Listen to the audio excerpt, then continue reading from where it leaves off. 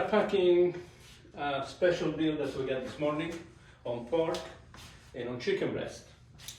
And this is the best way to store them so that you don't need to eat 20 pounds of pork and 15 pounds of chicken all at once. The best way to go is to open the package. Just bare hands. My bare hand, because I wash it 10 times a day, minimum. And then you just pick up the portion that you use it all at once.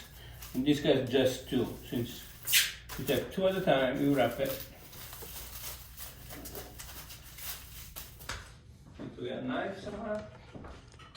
All right. Okay.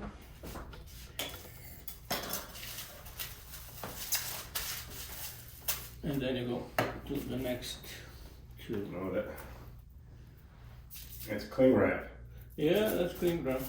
It cleaned. Again, you keep doing it two at a time.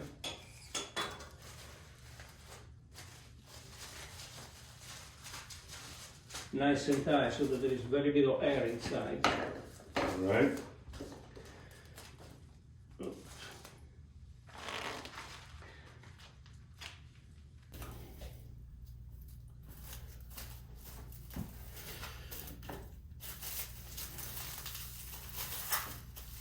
Why don't we, for the sake of being live, what if we refrigerate the rest of these? You can, once that you wrap For it, now, we'll wrap the rest later. yeah, these three we're gonna eat it today, so, and then we're gonna have something for a sandwich for tomorrow. All right, sounds good. Now we get to the chicken part. Got a lot of meat here. We do, we're gonna have a little hand wash so that we don't mix the pork and the chicken thingy. Some more pork over there, wow. All right, ladies, you gotta stay tuned. We're really gonna be cooking up a storm today. We're building a new channel for Chef Bruno, so make sure you follow and check out all of his recipes. We'll get you the link to his profile, to Bruno's iTop Recipes app. Bruno's a professional chef. Bruno, tell us where you're from, how you ended up in my kitchen in New Jersey. I ended up in the kitchen in New Jersey because I was very thin and the wind was very, very strong. And so I ended up here. And then I felt myself so comfortable, I gained weight, I never took off again. That's it. Well, besides the wind and the weight, I was born near Rome, in a resort town. So jobs in the food service, you just get it without even asking. And I started as in a bar making ice cream. And then I ended up becoming a chef. And my dream was to travel. And the chef allowed me the opportunity to travel. And I travel, I want to say, good half of the world, from Alaska to Istanbul. But how did you go from ice cream to becoming a chef? Because I wanted to travel, and my mother didn't really want to sign my passport at the time. So I had two choices: or go back to school, or go to work with my father. When you are 16, 17, you don't want to go work with your father. He was in construction. He had the hand the size of a tennis racket. So I went to school. Since I didn't want to study anymore, I went to an excellent culinary school, hospitality school actually, in my own town.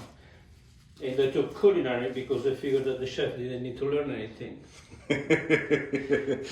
Okay, cook a couple of spaghetti, and by the time I am done learning that, I am 18, and then I can travel without my mother's approval or disapproval.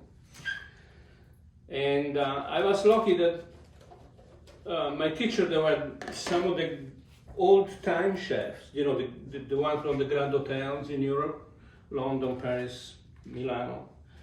And those people, they were really good. I mean, they were not the yeller that you find today in TV.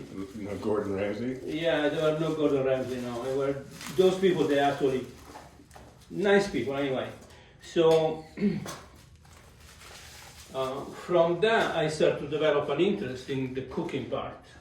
And because of those people, I had the opportunity to work in a very well-known, very popular restaurant in my own town, and after that, in a 5-star hotel just north of Rome, beautiful setting.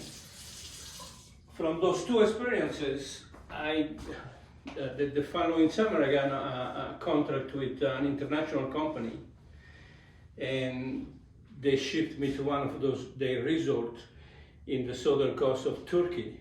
So I turned actually 18 in the southern coast of Turkey. That was fantastic. The place was beautiful. I mean, the water you could see 20 feet down, 30 feet down, I don't even know. It's a Muslim country, so they don't eat shellfish. The mussels, they were this big. Well, the first time I saw a mussel, I was like, what the heck is that? I didn't even recognize it, but anyway.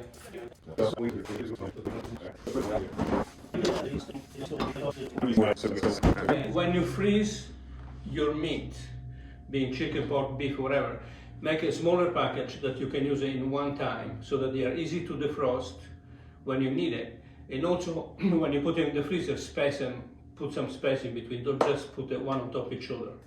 So that the crystal, each piece of meat has water inside. When it freezes, if it freezes too slow, the water expands more, so it breaks the fibers of the meat. When you defrost it, you end up with a pool of juices that is mostly the flavors of the meat running out. Spacing in it, you freeze it faster, you get a better product. All right, so you want to freeze with speed. Freeze with speed, yeah, the fastest is possible.